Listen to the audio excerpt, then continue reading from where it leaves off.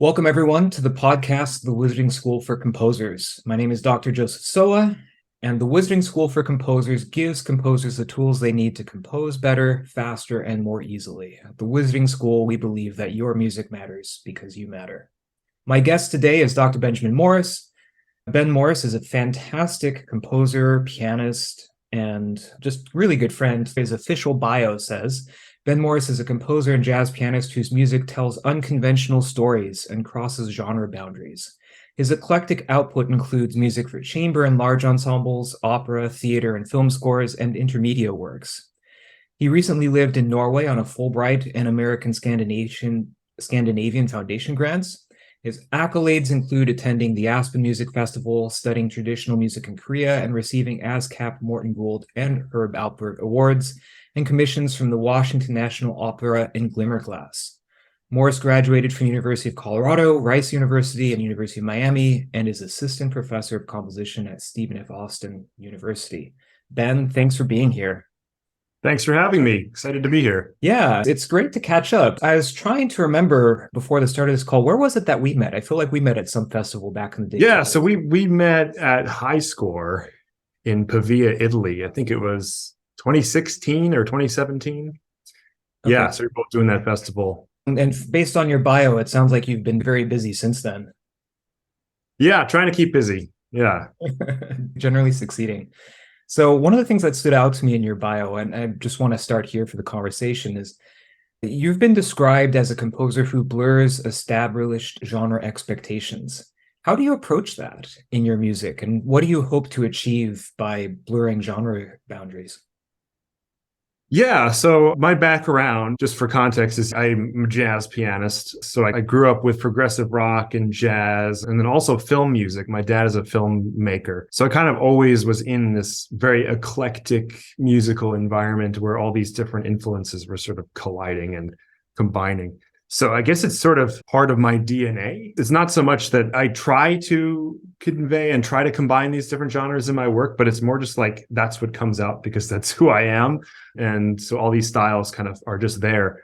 And I try to keep my listening diet very eclectic. So I have a bunch of Spotify playlists ranging from Nordic folk music to Korean traditional music to, obscure EDM genres. And then obviously all the canon of contemporary orchestral works and chamber works and stuff. So I have a very omnivorous musical diet.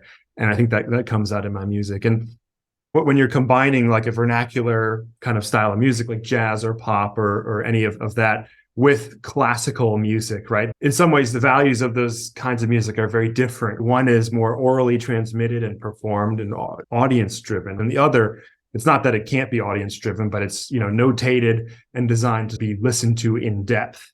So when I'm doing these things, say like combining a jazz quartet or jazz quintet with an orchestra or pulling in these classical musicians in more of a big band setting, I have to be very sensitive to that overlap of values and really have musicians that I know are going to embody both of those values, right?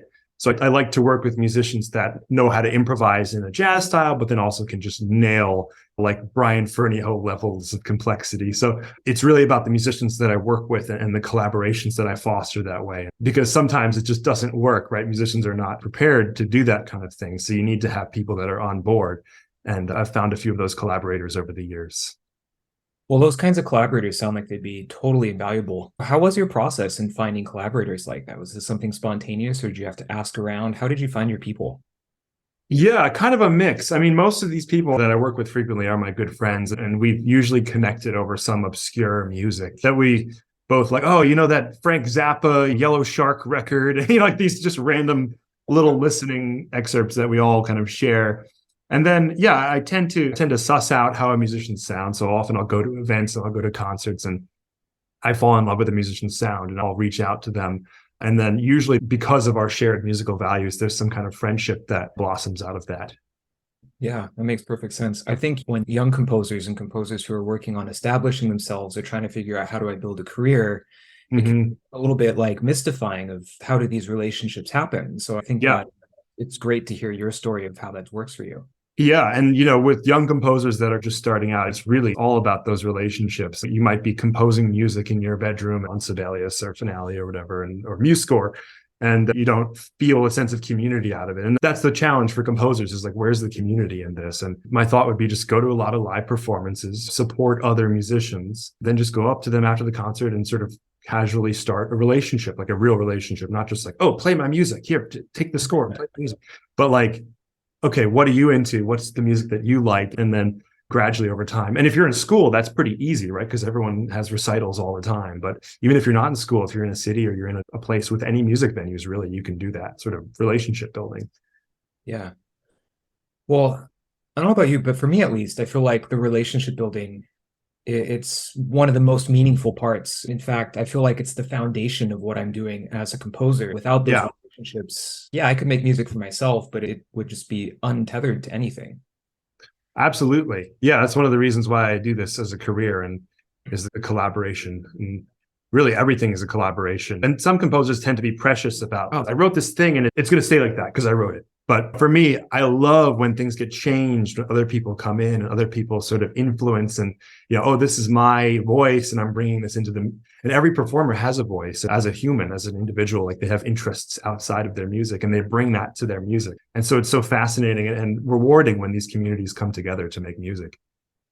Totally. Yeah, let me ask a follow-up question on that. So you've worked with a wide range of ensembles and musicians, from the NDR Big Band to jazz at Lincoln Center trombonist Vincent Gardner. How do you approach collaboration and what do you enjoy most? You mentioned that thing about voice, but what do you enjoy most about working with other musicians?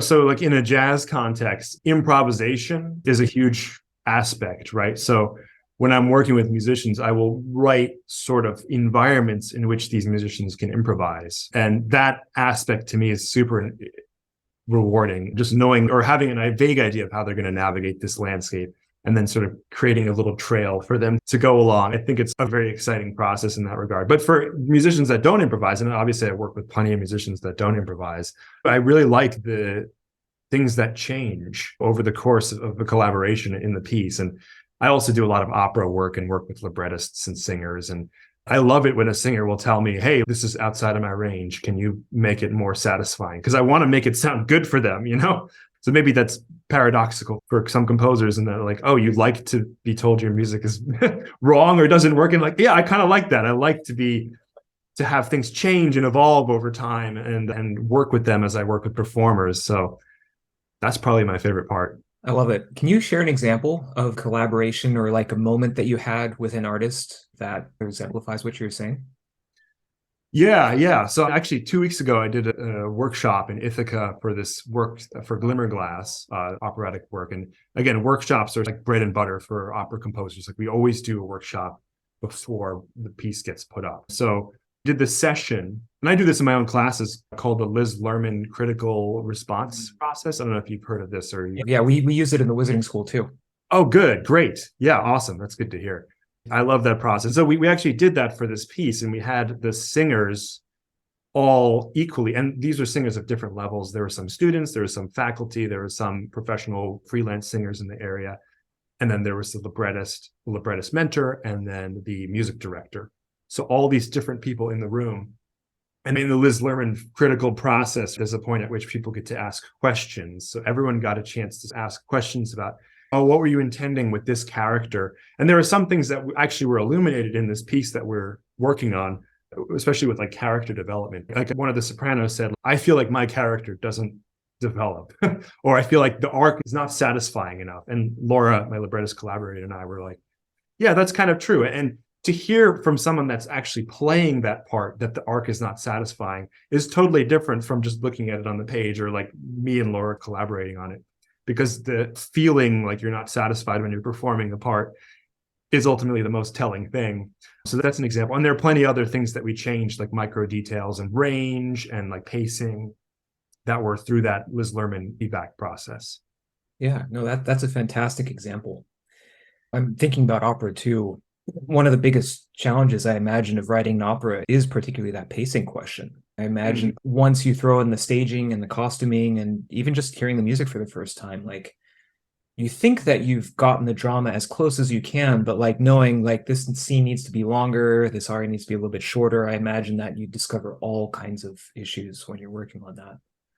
Right. It doesn't really work, or you don't know that it works until you see it in front of an audience. It's like a movie, like a test screening, like in the editing room or in the dub stage when you're mixing something. You don't get that wall or that little thing to bounce off, which is the audience and their perspective. And, you see people sitting and then sometimes they'll shift in their seats and you're like, okay, they might not tell me they're bored, but I can feel that there's this pervading sense of boredom or confusion in the audience. You clue into those little details and say, okay, maybe I can tweak some things to make it less boring, essentially. Yeah. Well, I think that that's very observant. And one thing that I'm like, as I'm talking with you, the thing that I'm really picking up on is just this curiosity that you have for other people and this desire to relate to them and to connect with them. And it just seems like this is just such an important part of your creative process.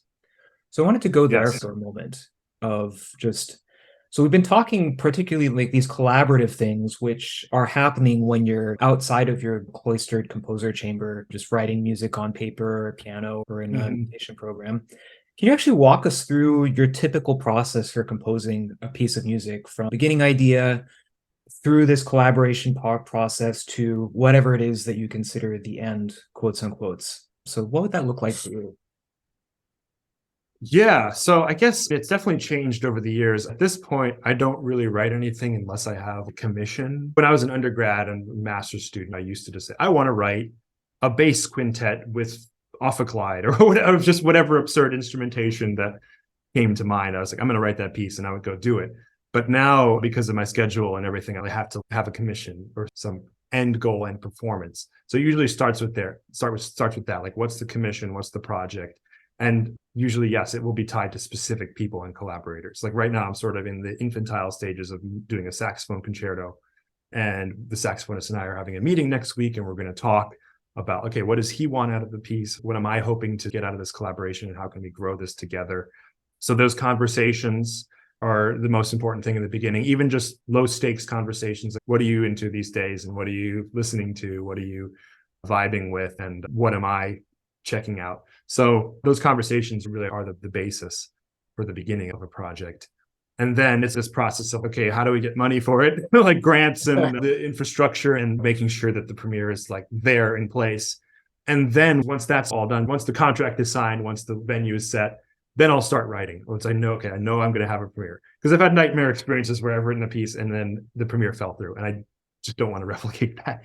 So after that's done, then I'll sit down and start writing the piece. And every piece is different. I mean, for an opera, obviously libretto is first, right? Or libretto and story idea is really kind of the impetus. So that'll start with the conversation with my librettist, and we'll sort of flesh out the story before diving in and get the words on paper. But if it's a chamber orchestral piece or a concerto, I usually like to have some kind of extra musical inspiration, whether it's, I love nature, I do a lot of hiking. So it's usually something out in the world, I guess more external than internal. So whether it's like a particular hike or location in the world, it's just something that inspires me. And then that'll dictate some sort of shape or form in the piece. And I do these sort of pre-compositional sketches where I'm like, okay, I know what the sort of mood and vibe of the piece is. Often do a lot of prose writing, just like talking about what this piece is, what the instrumentation is, what the mood, what the style is, what are the elements coming together here. And this And is based on that. This is based on that extra musical inspiration, right? yeah, although usually not literally, right? I mean, because it's a fundamentally abstract form, even opera to an extent, which is storytelling. It's a pretty abstract form. So when I have something concrete in the outside world, usually there's a process of translation that happens, right? Where it's like I got the inspiration, but then I go and write a piece based on that experience. So I'm not like saying, okay, I have to make a piece where the river is 30 feet wide. Therefore, this piece has to be 30 minutes long. Or like, I mean, you could do that, but it's just sort of limiting musically. So yeah, and then sort of sketches, sort of formal ideas start to develop. And then I'm sort of harmonically driven. So oftentimes I'll create a harmonic map in the music and what textures and areas that I want to go. And then it keeps changing and revising. And after I hear a rehearsal, sometimes I'll edit it throughout this process. Okay, very cool. So You started off, you have your meeting with collaborators, so you have this consultation thing going on. And once that's in place and the contract is signed, then you go into this like inspiration kind of place, start to Mhm. make connections between, okay, this is my extra musical inspiration. This is how I'm going to translate it into musical terms. And then you just go from there and sketch out the music. Yeah, Now, and oftentimes those processes overlap. Like sometimes the extra musical influence will be part of the conversation that I have with the collaborator. Like say the collaborator has an interest in like Jewish immigrants in East Texas, which incidentally is one of the projects that I worked on recently. That will influence like how that inspiration process goes. And part of that inspiration process is also research, like extensive research. Often I will travel to the place and hang out there and just soak it in and just experience it. do you do similar kinds of research on the technical musical sorts of things? Yes, yeah, I do. Especially for a concerto or writing for specific instruments. Often I'll say like, okay, what can this instrument do and what haven't I done yet with this instrument? Because I do like to push the boundaries a little bit sometimes with timbre and different things instruments can do. So if it's a saxophone concerto, for example, I might research like altissimo and knowing which saxophonist I'm working with, what is his ability with altissimo and what does he like to do in that regard too. Totally. So one of the things I noticed in your description, which was great, by the way, I mean, I loved all of this detail about how these different moving parts relate to each other. I think it's really insightful.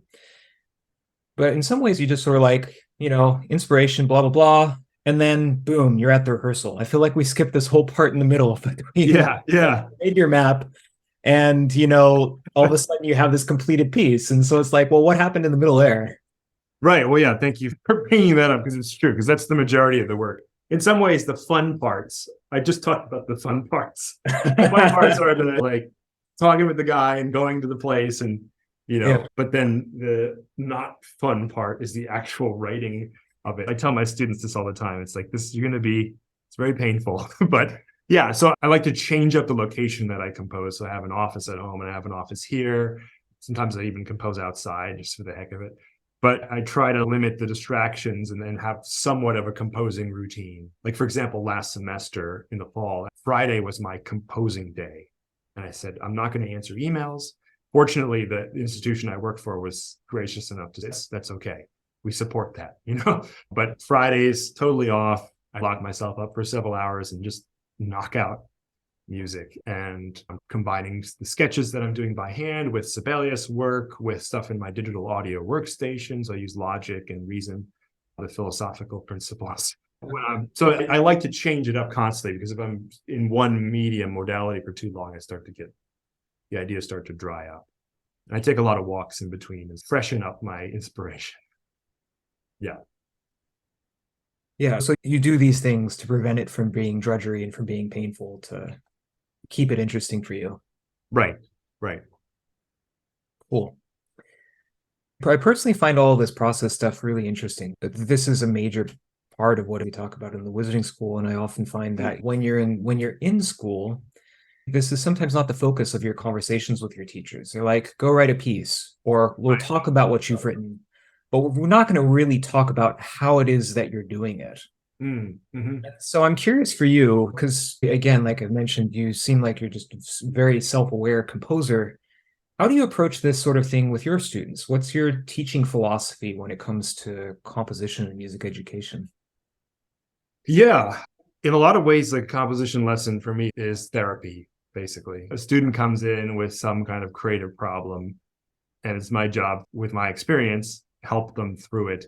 Generally, I'm very like aesthetically open, and also I'm very open genre-wise. So my view is that composition in the 21st century is not just concert or chamber or orchestral music, but it's film music, it's video game scoring, it's pop production, it's jazz big band arranging, reggae steel pan music, like all of that. That's composition. You're writing music. That's what it is. So whatever a student brings in, I have to meet it at that student's level, understand it, understand them as a person, what they want, what their directions are, and then gently steer them based on my own like experience, musical experience. And then I always like to use the sort of feedback sandwich, positive comment, critiques, positive comment, and the Liz Lerman feedback process as well, right? Which I don't know if you've explained that to listeners, but Yeah, well, I actually haven't. So go ahead and explain that. What is this list? Yeah. So this Liz Lerman creative process, it's broken up into four major stages and three groups of people that are experiencing a work of art, or really anything. You could do it for like a business meeting if you wanted to, or a product, say. So there's three groups. There's like the artist, the facilitator or moderator, and then the responders. And they're put through four different major steps in this process. So the first one is obviously they present the work, and then everyone gives reactions to it, but most impressions, I guess is a word for it. Like what resonates with you in the work. So you're not criticizing, you're not going immediately and saying, oh, in measure 15, you're doing, it's more just this work is, I had this experience when I was listening to this work. It's generally positive and very supportive.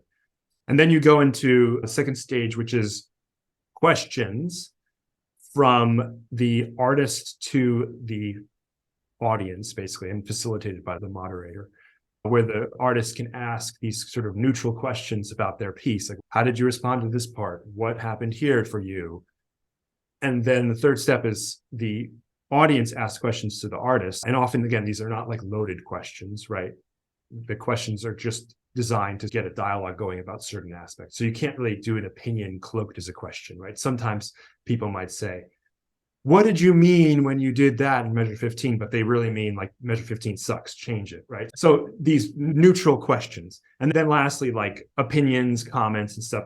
But also with that opinion, like asking somebody permission, like, can I give an opinion about this? Because there are some aspects of a piece that are finished and you can't get changed.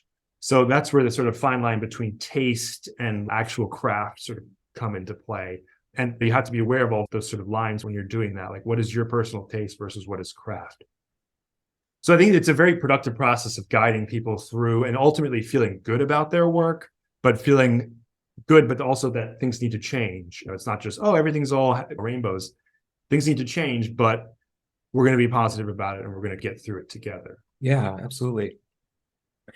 As I've used it in the Wizarding School, one of the things that I've noticed is that it's led to very positive conversations, like you said. And in particular, one of the things I love about it is how it really makes sure that all the participants are on the same page so that everyone's really understanding each other. And what I've discovered is that tends to be the most fruitful once everyone understands the artist's intentions, once the artist really understands how their work is being perceived. That's the field that is most fruitful for criticism, because it's like, okay, we understand each other now, and now based on that understanding we can identify what needs to be changed. I'm curious what your experience has been with it in that front.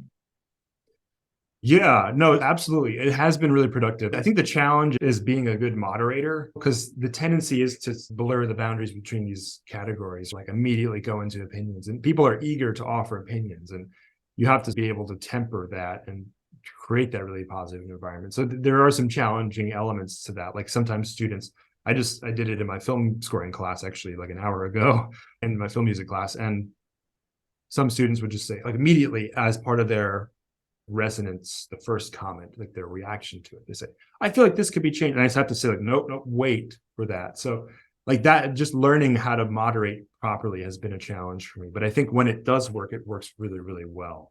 But it has to be implemented properly. Otherwise, it's just going to be a free-for-all of hurt feelings, basically. Yeah, I feel like particularly composers of our generation and older, like we've all been there. We all know what the hurt feelings feel like. Absolutely. Yeah. Yeah. So hopefully we are doing things to change that. And Yes. actually, I kind of want to, if you're willing to go along with this, I kind of want to model this a little bit. So your debut album, Pocket Guides, came out, when was it? 2 years ago? Yeah, 2022, January. Yeah. Yeah. So I just got to start off just by saying, in preparation for this interview, I was listening to it and I absolutely love it. Thanks. It's a fantastic piece of work. And so kind of what I want to do is I want to just give you some reactions and let's just sort of like walk through the Liz Lerman stuff. Preview. I don't actually have any criticisms to make of it. Yeah.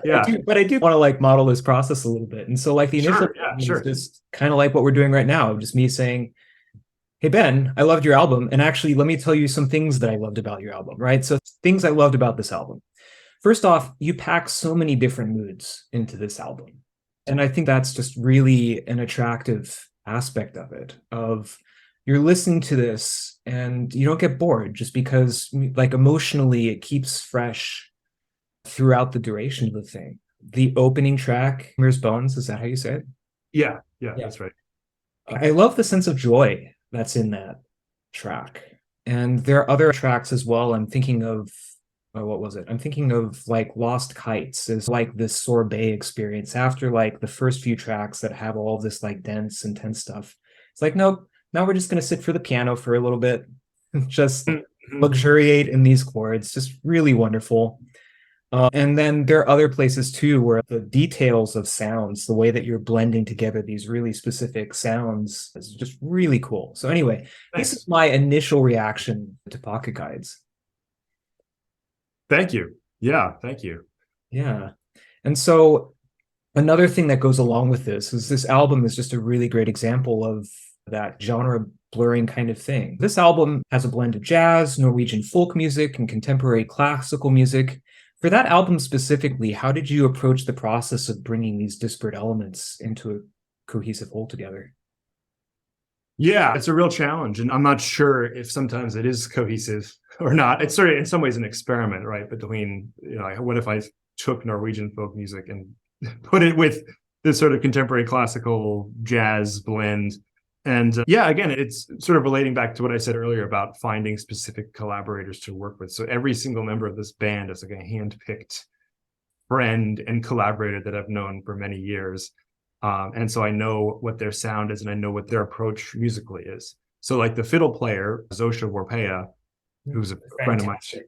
Yeah, she's great. She lives in New York. She also did it Fulbright to Norway to do folk music in Oslo. I know she tends to like to be in these sort of more spacious musical environments. And so in the Kites track, the third track, I tried to give her some moments to just like be in the open without a constant driving groove. And there are a lot of driving grooves in this album, but I also wanted to create some sort of meditative moments for her to kind of be in that space.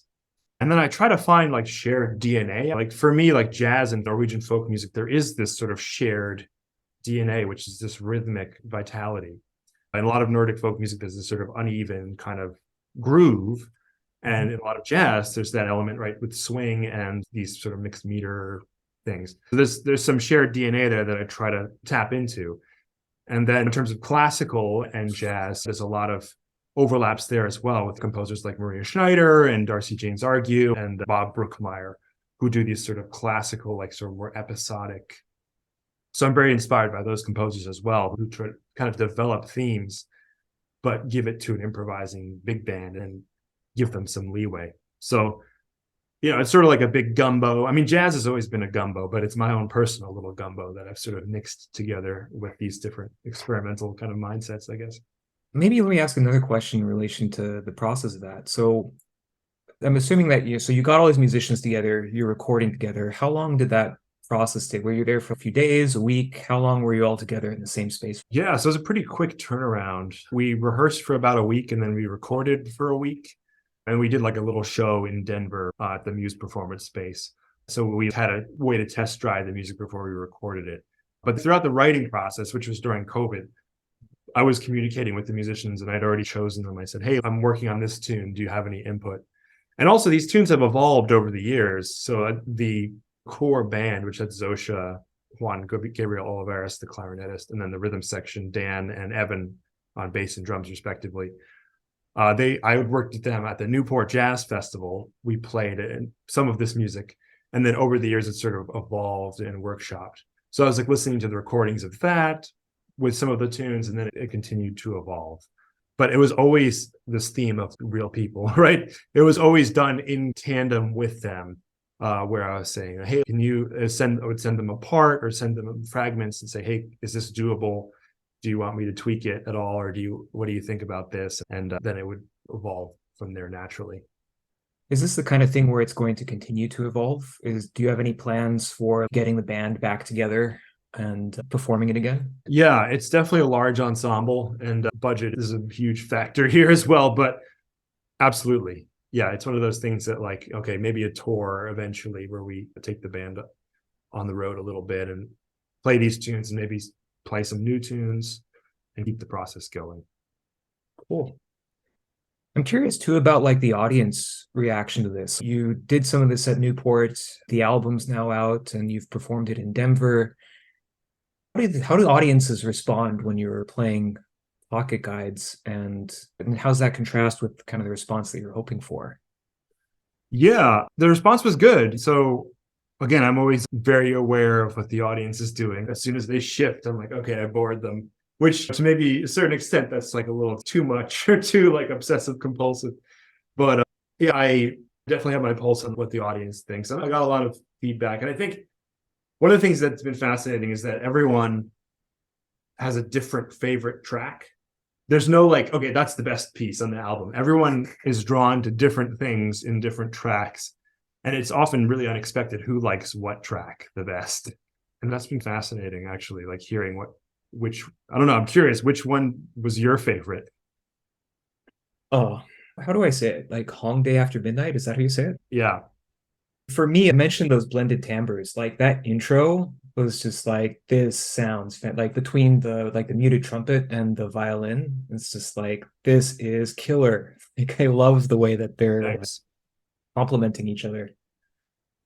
Thanks. Yeah, that one tends to be a favorite with sort of the more classically oriented, whereas the more like traditional jazz people are like, okay, I like the first track, the Emir's Bones, Mm. or Old Barney, that the sixth track. So yeah, like it's interesting, and I like the kind of cross section, just like appealing to these different groups of people in different ways, and bringing together these different audiences because people tend to be more siloed nowadays. Like there's more options available for listeners and more Spotify playlists than anybody can count.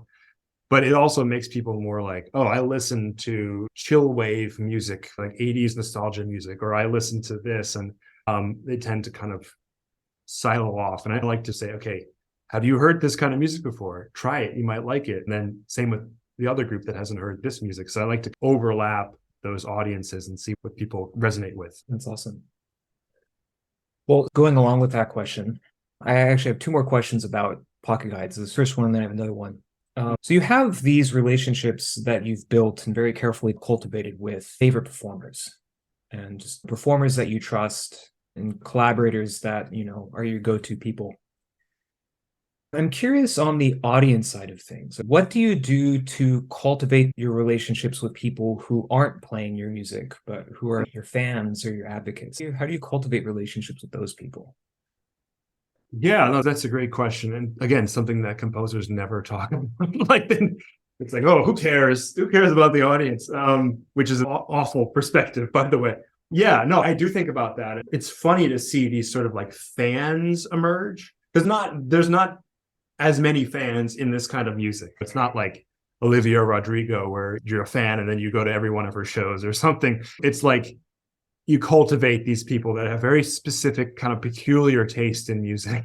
And like there was a guy who was at the show at Muse Performance Space, and he like, oh, I love Norwegian fiddle. And he like brought me this concerto by Gerrit Tveit, who is this obscure Norwegian composer.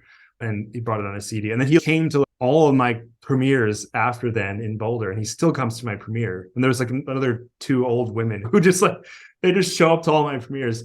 And so, yeah, I keep in touch with them on social media. A lot of them, they want a mailing list, and I haven't made one yet. But yeah, those people that are very interested, like they're the mouthpieces for your music. They can spread the word out there. So that's a good question. Yeah, I mean, I feel like I could do even more maybe to cultivate that audience and really grow it up.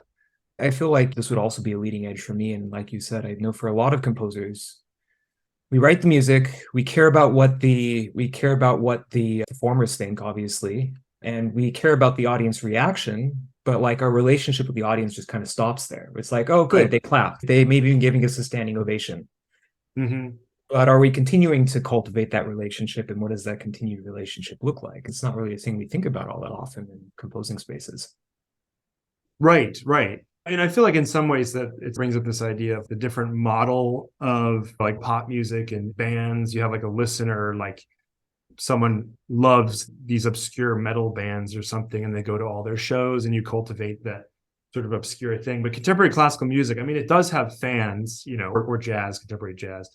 It does have fans, right? But they're more like fragmented now. And classical music has always been sort of this thing, right, where it's more institutional. At least it is now in the 20th century, where it's like Houston Grand Opera puts on the piece and then all the patrons go and see it, right? But less frequently is it like, oh, I love Joseph SOWA's music and I'm going to go check it out. And I have all of his records. And like that sort of model is like less popular nowadays. But I wonder if something's lost by not having that sort of thing. Yeah. Well, I think that would be an interesting conversation to keep on having. Just hearing you talk about this is like, okay, well, I'm putting a pin in this thought, coming back to this. Absolutely. Final thought in relation to Pocket Guides, just building off of this. After Pocket Guides was released, you've gotten numerous accolades for it, including 2 Downbeat Awards, 2 Herb Albert Jazz Composer Awards, as well as several other significant commissions and collaboration opportunities as a result. How do these honors motivate you to continue pushing boundaries in your compositions? Yeah, it's always tricky with getting accolades. When I got awards like in my undergraduate and master's degrees, I was like, okay, something worked about that piece. Let me try to emulate it. Like the award-winning piece, like, but it's kind of almost, I don't want to say random because it's not random, but it sort of flows year to year, like why a piece gets an award. And there's different juries and different institutional factors that play into these awards. So in terms of influencing my thinking or inspiring me, either way, I'm just like keep going forward. Just keep making music. I don't care if it wins awards. I want to make the music that I want to make, and oftentimes that attitude is actually the attitude that gets me awards. Like not the attitude of trying to like, oh, I'm trying to win this commission, so I'm going to tweak my like proposal to fulfill the organization, which you have to do a little bit, right? But it's this vision, like that uncompromising vision. People are often looking for that. The big composition awards out there in festivals, they're looking for original voices and they're looking for confident voices. So cultivating that is I think the thing that inspires me, and I hope inspires a lot of other young composers. Like, what is your thing? And not necessarily that you have to find your own voice. I mean, that's a sort of complicated issue, but just like make the music that you want to make confidently and go forward with it. And then I think you will get something from that. I think whatever it is, you'll get something from that. Yeah. Yeah, well, it sounds like a very healthy attitude to take, as opposed to the let me twist myself in knots to try and please people and not actually ever fully be myself artistically. Yeah, it's so exhausting to do that. It's not sustainable. Yeah. Well, I want to thank you today for being on the podcast with us, Ben. It's been an absolute pleasure. I know I've gotten a lot out of this conversation that I'm going to be thinking and chewing on over the next few weeks. So, some final questions. You mentioned the saxophone concerto. So first off, what comes next for you? Like, what are you working on? What is coming up for you in the future? So yeah, I have 2 opera premieres this summer, which one is this shadow puppet opera with Art Song Colorado and Boulder Opera, which is a shadow puppet opera about the introduction of wolves in Colorado, a reintroduction of wolves. So that's premiering in June. I have the Glimmerglass piece, which is a youth opera that's premiering in August. I'm going up to Alaska to do Stephen Lias's Composing in the Wilderness program at Denali National Park, which is going to be a total blast. And then I have a couple of other sort of projects that are sort of brewing. That concerto that I mentioned, there's also a piece for Loop 38, which is a Houston-based new music ensemble. And they're doing a piece about deforestation in East Texas and the loss of old growth forest. So that's going to be a fun sort of multimedia piece. And yeah, that's what's on my plate right now. I'm sort of busy first year tenure track teaching. So like taking a little bit of time off from composing now, but there are projects on the horizon for sure. That's awesome. So if people want to follow along with your progress, if they have questions and want to reach out to you, where can people find you on the internet? Yeah, so you can find me on my website, benmorrismusic.com. Like all my social media is linked there: Instagram, LinkedIn, Facebook, SoundCloud. And you can also just email me at bmorriscomposer@gmail.com. And yeah, I'm happy to answer any questions anybody might have, or any students that want to ask me anything as well. Please feel free to reach out to me. That's great. Well, thank you again, Ben, for joining us. Thanks, Joseph. Yeah, it was a total pleasure. All right. Take care. You too.